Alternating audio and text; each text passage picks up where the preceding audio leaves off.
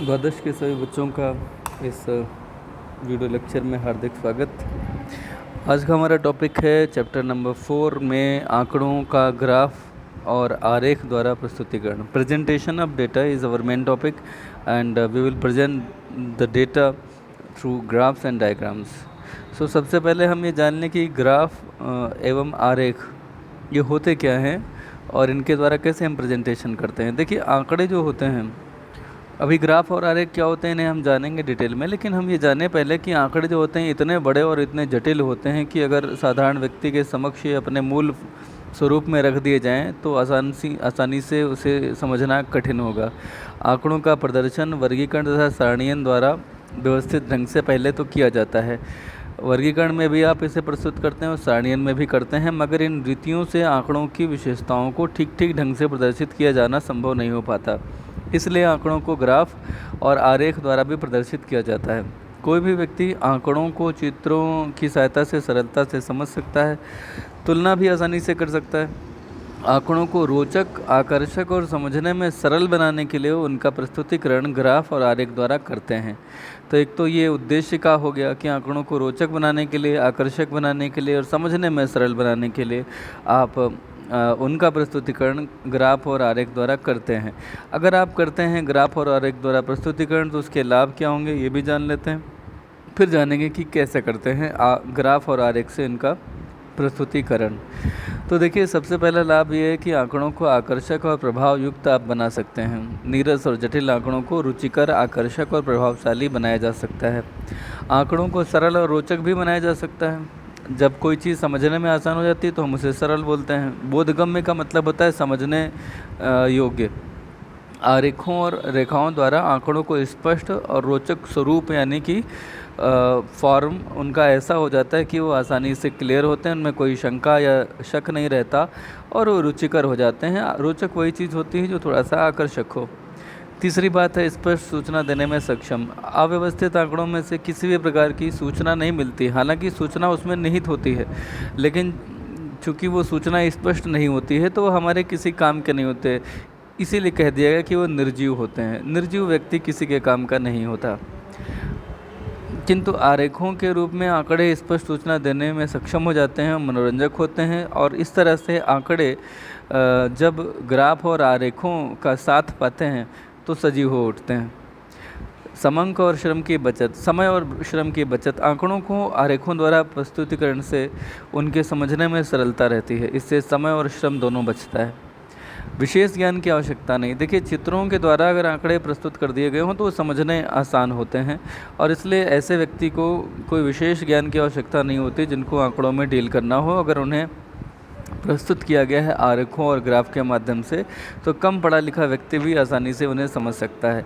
तुलनात्मक अध्ययन के लिए उपयोगी। चित्रों द्वारा आंकड़ों की तुलना एक सरल और रोचक कार्य है। आरेखों और ग्राफों की सहायता से दो या दो से अधिक प्रकार के आंकड़ों की तुलना बड़ी आसानी से की जा सकती है।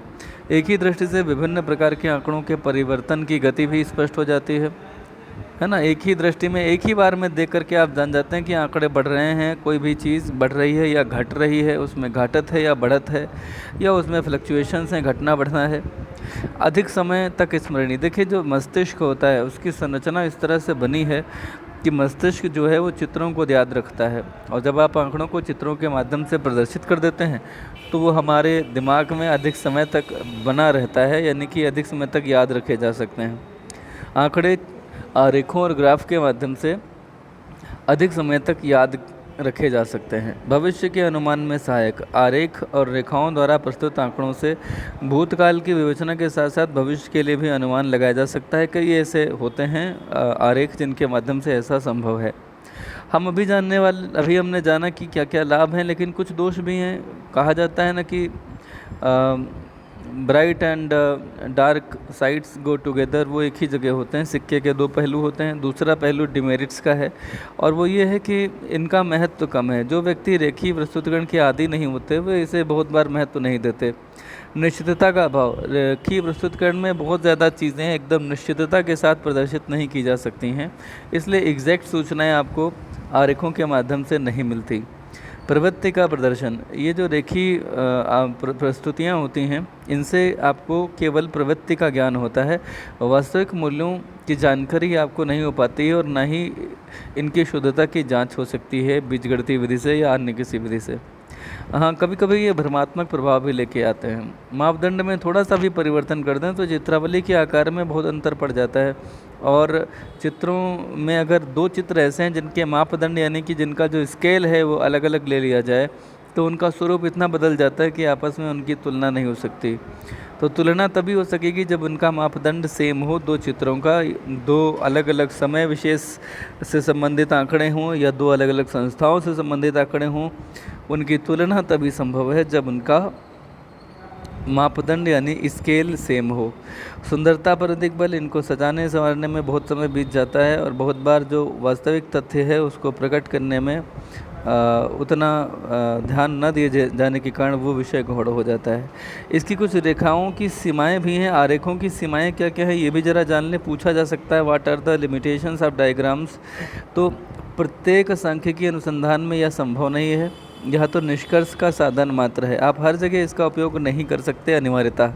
अच्छा, प्रस्तुत आरेखों का दुरुपयोग भी संभव है। कभी कभी अलग अलग चीज़ों को प्रमाणित करने के लिए जो मापदंड हैं उन्हें बदल दिया जाता है और वो चीज़ें आसानी से उन दुरुपयोग में लाई जा सकती हैं। इनके निर्माण में सतर्कता की कमी से भ्रामक और निष्प्रयोजन जो तथ्य हैं वो ज़्यादा उभर के सामने आते हैं और निष्कर्ष भी कभी कभी अत्यंत निरर्थक सिद्ध होते हैं। इनसे संख्यात्मक प्रदर्शन संभव नहीं है, केवल दिशा का ज्ञान होता है कि जैसे वस्तुओं के मूल्य दिए गए हैं तो इनके माध्यम से आप ये जान पाएंगे कि मूल्य बढ़ रहे हैं या घट रहे हैं। वो कितने बढ़े हैं कितने घटे हैं उनका ठीक ठीक जानना शुद्धता के एक स्तर तक ही संभव है। बिल्कुल ठीक ठीक जानना उनका संभव नहीं है संख्यात्मक रूप से। अच्छा, दो मूल्यों के सूक्ष्म अंतर को चित्र द्वारा नहीं दिखाया जा सकता। अगर बहुत बारीक अंतर है तो उसे नहीं दिखाया जा सकता। हाँ, बड़े अंतर अगर हैं तो उन्हें आसानी से दिखाया जा सकता है। तो हम कैसे करते हैं ग्राफिकल रिप्रेजेंटेशन फ्रीक्वेंसी डिस्ट्रीब्यूशन का। फ्रीक्वेंसी डिस्ट्रीब्यूशन आप जानते हैं कि एक तरफ एक्सेस होते हैं, कुछ वैल्यू 2, 4, 6, 8, 10 और फिर उनकी फ्रीक्वेंसीज होती हैं 1, 2, 5, 6 ऐसे करके।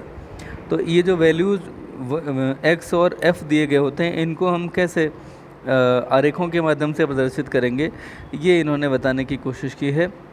इसकी क्या उपयोगिता होती है ये बताई है। तो आप अगर इसे एक बार ध्यान से देखें, इन्होंने आपको सबसे पहले ये बताया है कि जो प्रदत्त आंकड़े होते हैं हम चाहें तो बारंबारता बंटन से आसानी से समझ सकते हैं, लेकिन सांख्यिकी में जो भी हमें आंकड़े मिलते हैं वे अधिक सजीव और स्पष्ट अगर हम बनाना चाहते हैं तो हम रेखीय प्रदर्शन की सहायता लेते हैं।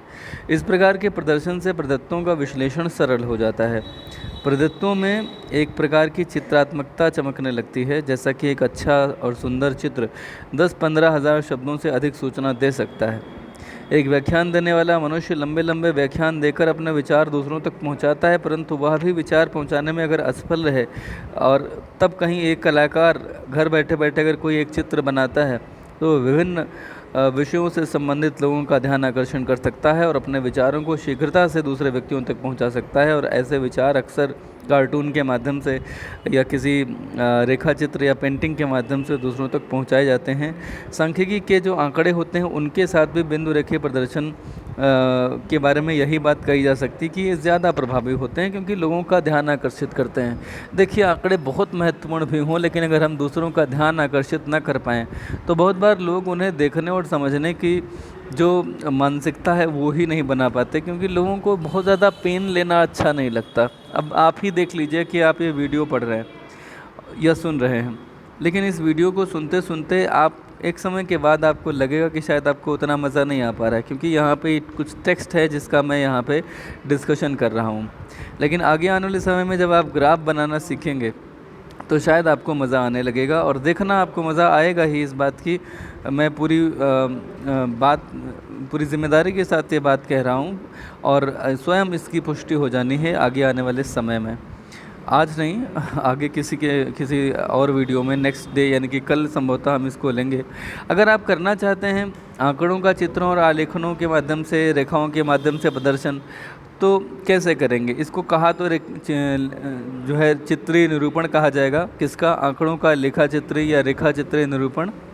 यह प्रायः ग्राफ पेपर के ऊपर किया जाता है। ग्राफ पेपर में आप जानते हैं कि 1-1 सेंटीमीटर के ब्लॉक्स ऐसे बने होते हैं, ठीक है।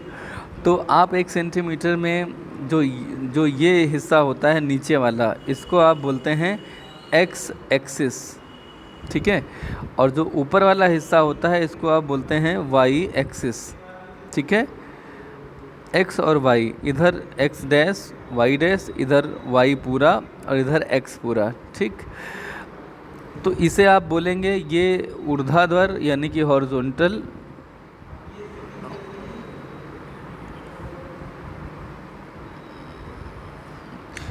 इन्होंने इसमें कुछ और बताया। इन्होंने कहा कि ग्राफ पेपर की क्षैतिज रेखा को हम एक्स एक्स और ऊर्ध्वाधर रेखा को वाई एक्स मानते हैं।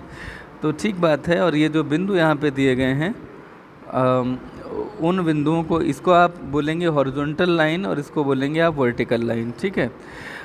ये जो बिंदु होगा इसको ज़ीरो माना जाता है, ओरिजिन इसे हम बोलते हैं, ठीक है।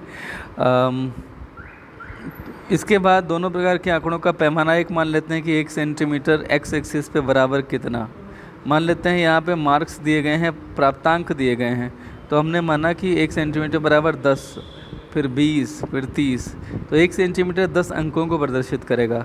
और ऊपर मान लिया ये छात्रों की संख्या है, तो यहाँ 1 सेंटीमीटर जो है वो 10 छात्रों को रिप्रेजेंट करेगा, ठीक है। आप 10 छात्रों को ले सकते हैं, 5 को ले सकते हैं, मान लिया हमने 5 ले लिया, फिर 10 ले लिया, 15 ले लिया। तो इस तरह से ये ग्राफ पेपर बनता है। इसमें स्केल लेना पड़ेगा। स्केल आप लिखते हैं कि स्केल एक्स एक्सिस पे कितना, वाई एक्सिस पे कितना। इसमें क्या होगा, एक्स एक्सिस पे 1 सेंटीमीटर बराबर 10 प्राप्तांक, और ऊपर लिखेंगे वाई एक्सिस पे 1 सेंटीमीटर बराबर 5 विद्यार्थी। जब हम लेखा चित्रीय निरूपण करते हैं तो इनकी क्या उपयोगिता होती है ये भी हम जान लें। आंकड़ों को जनसाधारण तक समझने योग्य बनाया जा सकता है। आंकड़ों को शीघ्रता से, सरलता से समझा जा सकता है। प्रदर्शित आंकड़ों की एक ही दृष्टि से तुलना की जा सकती है। अलग अलग क्षेत्र से संबंधित अगर 2 विद्यार्थियों के इस तरह के प्रस्तुतिकरण किए गए हों तो उन्हें आसानी से आपस में तुलना करके जाना जा सकता है कि किस विद्यार्थी के अंक ज़्यादा हैं और किसके कम है। प्रदर्शित आंकड़े अधिक समय तक याद रहते हैं। शिक्षा के क्षेत्र में इनका प्रयोग बहुत रूप में होता है। छात्रों की संख्या, परीक्षा के परिणाम, शिक्षा की प्रगति वगैरह इन्हीं के माध्यम से प्रदर्शित की जा सकती है। इसके बनाने के नियम क्या हैं, नियमों को देख लीजिए। ग्राफ बनाते समय जो नियमों का अनुपालन करना चाहिए वो ये कि स्पष्ट, उपयुक्त और पूर्ण शीर्षक, जो भी आप शीर्षक रखें रेखा चित्र का, वो एकदम स्पष्ट हो, उपयुक्त हो और पूर्ण हो, अपने बाप में पूरी बात कहता हो। रेखा चित्रों की गति, रेखा चित्र मूल बिंदु के दाहिनी ओर ऊपर की तरफ बनाया जा सकता है।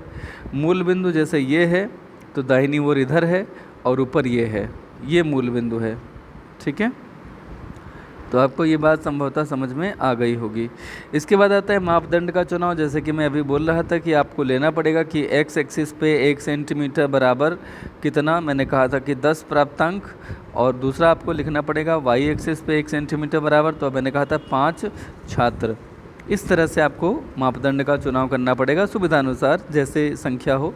रेखा चित्रों के अंतर को स्पष्ट करना, यदि एक ही ग्राफ पेपर पर कई रेखा चित्र आपको बनाने हों तो रेखा चित्रों के अंतर को रंगों के द्वारा अलग अलग दिखा लेते हैं। आवश्यक संकेतों को देना, जब आपने चित्र बनाया तो अगर कोई कहीं पे संकेत लिखना, जैसे कि मैंने अभी स्केल का संकेत दिया, या आपने कौन सा कलर जो है किस चीज़ को दिखाता है, मान लिया आपने लिखा रेड कलर जो है ये लखीमपुर जनपद को दिखाता है, जो ग्रीन कलर है वो सीतापुर को दिखाता है। इस तरह से आप संकेत दे सकते हैं। आवश्यक टिप्पणियाँ भी नीचे दे सकते हैं यथा आवश्यकता, ठीक है, कि कहाँ से ये आंकड़े इकट्ठा किए गए, उनके स्रोत वगैरह नीचे लिखे जा सकते हैं कि ये आंकड़े हमें विद्यालय के रजिस्टर से मिले, या ये आंकड़े हमें सांख्यिकी डिपार्टमेंट से मिले, विकास भवन से, या हमें किसी समाचार पत्र से, तो वो टिप्पणियों में आता है। मापदंड प्रदर्शित करने वाले मूल्य, मूल्यों के भुजाक्ष के नीचे कोटि अक्ष के बाईं ओर लिखना चाहिए।